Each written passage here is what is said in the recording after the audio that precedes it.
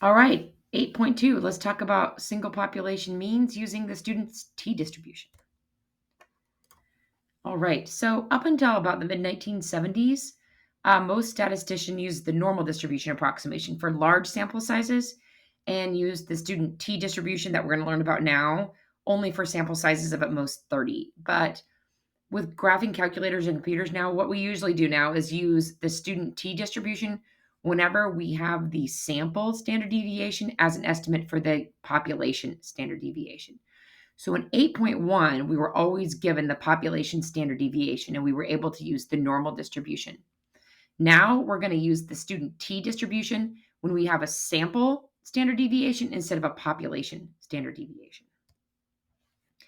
So if we draw a random sample of size n from a population that has an approximately normal distribution, that's important. It needs to look like a normal distribution with a mean mu and an unknown standard deviation sigma.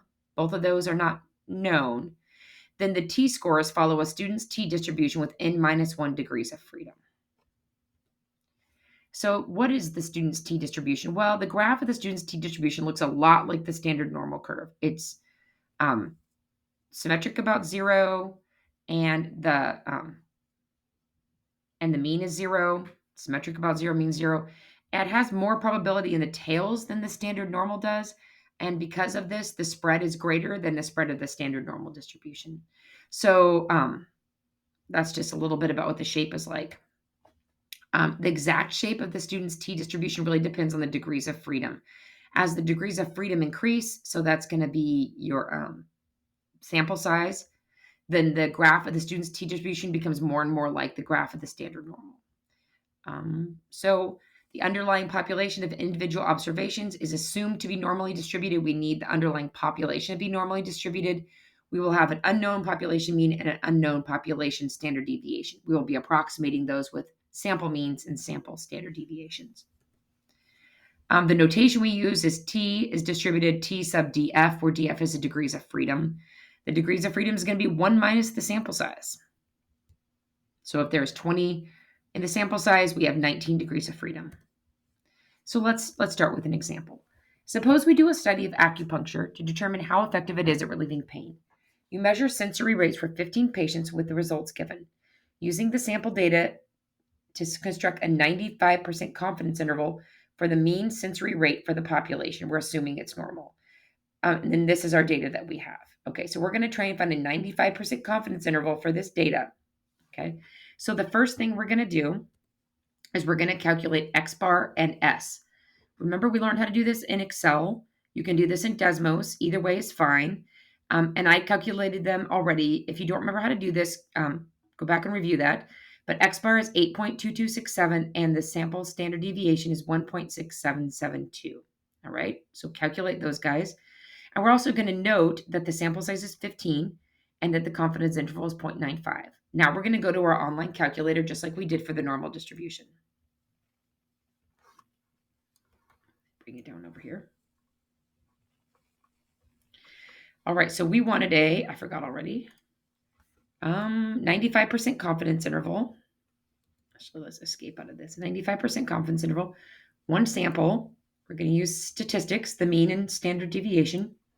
This time we choose student t-distribution. Our sample size was, I forgot what it was already. I'm not on the right page either. 15. And our standard deviation, our mean was 8.2267. And that was our calculated mean of our sample. And our sample standard deviation was 1.6772. And that was calculated. We hit calculate, and we come up with our confidence interval. A 95% confidence interval is 8.2267 plus or minus our margin of error.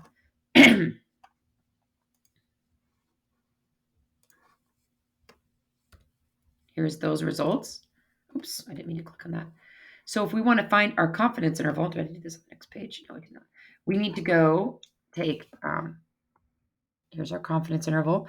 We're going to take 8.2267 and add 0.09288. And I'll just do that in my calculator right here. So 8.2267 plus 0.9288 equals 9.1555. And then 8.267, 2267, sorry. 8.2267 minus 0.9288 equals 7.297. Now I'm worried that I did the first one wrong, so I'm going to double check it. 8.2267 plus 0.9288 equals. Yeah, I got that right. So this is my 95% confidence interval is 7.2979 to 9.1555. I don't know why this formula is here. I guess I didn't have an example. I thought I had another statement. So I'm 95% confident that the average pain level will be between 7.297 and 9.155. All right, let's do another example. So a random survey enrollment at 35 community colleges across the United States yielded the following figures. There they all are. It's a long list. Assume the underlying population is normal. Remember, we have to have this assumption. Now, given this information right here, we know right off the bat we have to use the student t distribution instead of the normal distribution because they did not tell us the population standard deviation.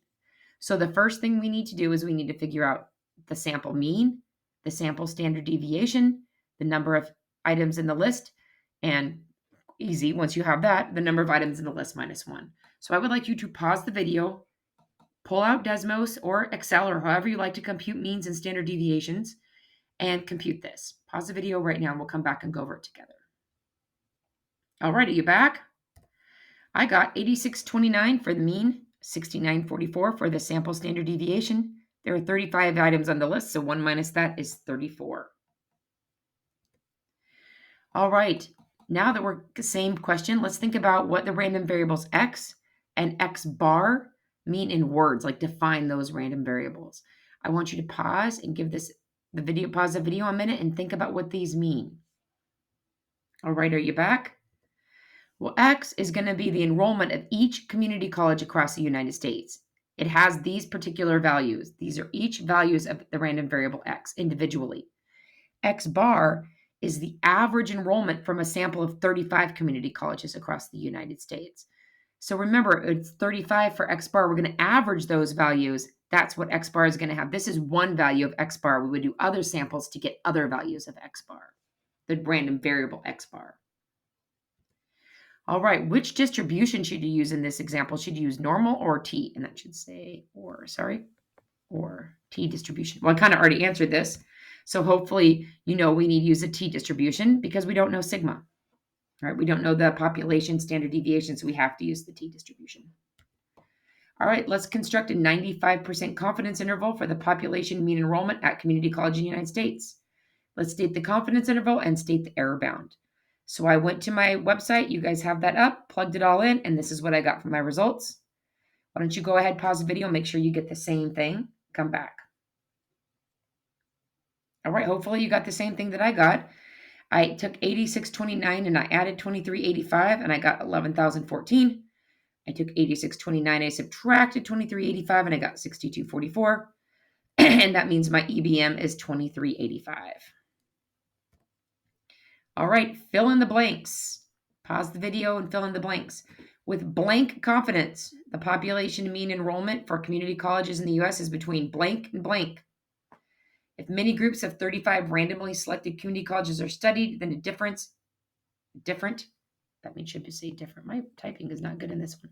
Then a different confidence interval would be produced from each group. About blank percent of these confidence interval will contain the true population mean enrollment, and about blank percent will not contain it.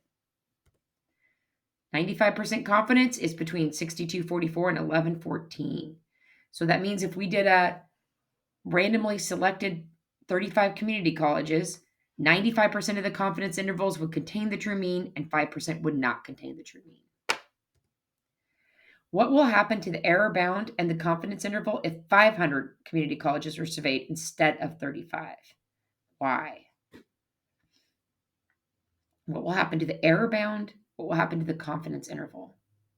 Remember what I said. Pause the video and think if you can figure out why this would be true.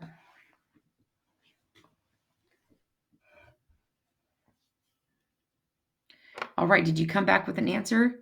Well, the answer is it will become smaller because remember the sample size is in that denominator of your standard deviation.